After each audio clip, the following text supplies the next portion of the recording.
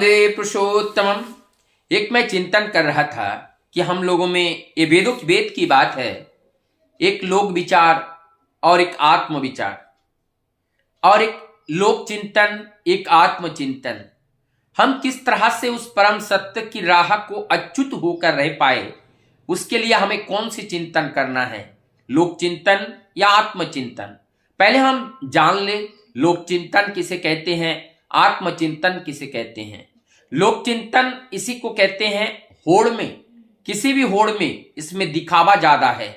ये लोक चिंतन आपको आत्मचिंतन की ओर लेकर के जा भी सकता है, नहीं भी जा सकता है, लेकिन आत्मचिंतन आपके उस परमात्मा की राह तक निश्चित रूप से ले जाएगा। आत्मचिंतन जहां होती है वहां लोक दिखाने के लिए, लोक लुभावन के लिए प्रवृत्ति अनुगामी नहीं होता है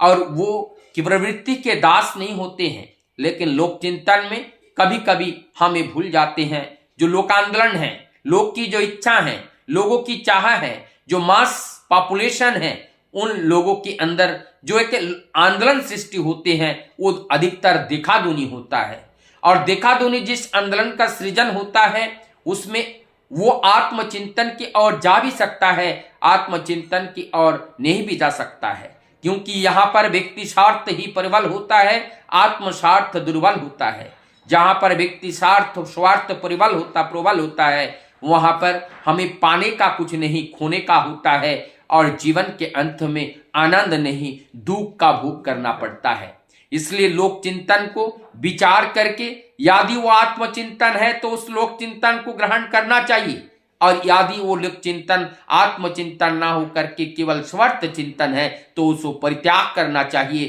क्योंकि हम लोक चिंतन की उस प्रवृत्ति चिंतन को मुखर करने के लिए इस धरती पर प्रभु हमें दया करके नहीं लाए हैं। हमें इस धरती पर लाए हैं इस धरती की रक्षा करने के लिए और धरती के सबको उस आत्मचिंतन की ओर मुखर करते हुए उस सत्य को जानने के लिए, सत्य को खोजने के लिए ही इस मानव देह का सृजन हुआ है। क्योंकि इस मानव देह जो है सबसे श्रेष्ठतम चेतन जो जीव है उसमें के अंदर सबसे चेतन है, जिनके अंदर चैतन्य है और उस चैतन्य को जागृत करना है, उस चैतन्य को जानना है। वो हमारे अंदर चेतन तो है, लेकिन जिस चेतन में हम लोग जी रहे हैं वो अचेतन है, क्योंकि प्रवृत्ति मुखी चेतन उसको चेतन नहीं कहते हैं, वो एक तरह का अचेतन है। जगते हुए भी हम कुछ नहीं देख पाते हैं, जगते हुए भी हम कुछ नहीं सुन पाते हैं, हम अंधे हैं, जगते हुए भी अंधे हैं, क्योंकि उस अज्ञानता रूपी माया जाल ने हमें घेर लिया है। और वो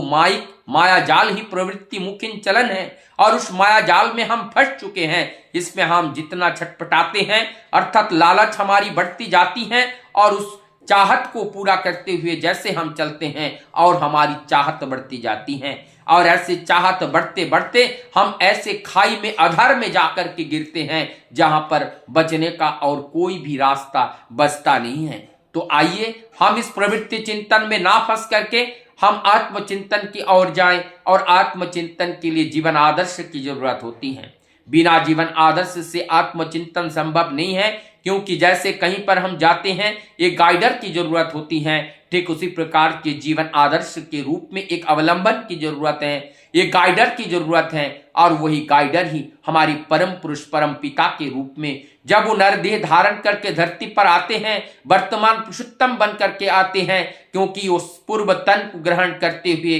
वर्तमान में कुछ एडन करते हुए जब वो आते हैं, उनको अनुसरण करके, उनको जीवन में धारण करके, अपने जीवन में ग्रहण करके जब हम चलते हैं, हम निश्चित रूप से आत्मचिंतन की ओर जाते हैं और हमारे संपूर्ण इंद्रियां उनके कार्य में हम संलिप्त करते हैं। उन्हीं के इस रस में, उन्हीं के इस आनंद में हम जब डुबो देते हैं तो कोई भी इंद्रियां जो वो एकत्रित करते हैं, जो वो कलेक्शन करते हैं, सारे कलेक्शन उस आत्म के बहुरूप का होता है। जो आत्म के अनंत रूप का कलेक्शन हमारे अंदर आते हैं तो हमारी मन उसी में डूबा हुआ रहता है। तब हमारी जीवन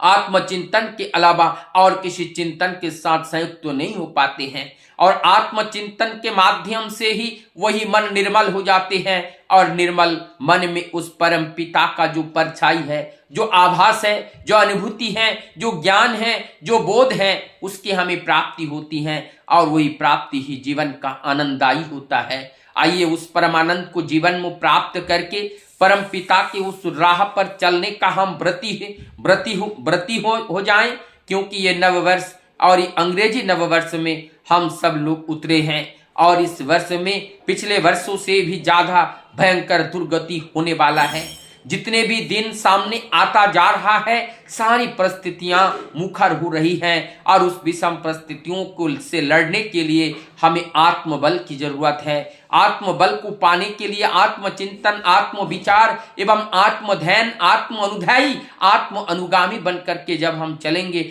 निश्चित रूप से हम उस परम शक्ति और सामर्थ्य के अधिकारी होंगे। तब जाकर के ये जो दुर्बलताएं हैं हमें निर्बल नहीं कर पाएगा। इस दुर्बलता को परिहार करके, इस दुर्बलता को पराजय करके हम सबलता की जो पताका है उसको गाड़ने में सफल हो पाएंगे। वंदे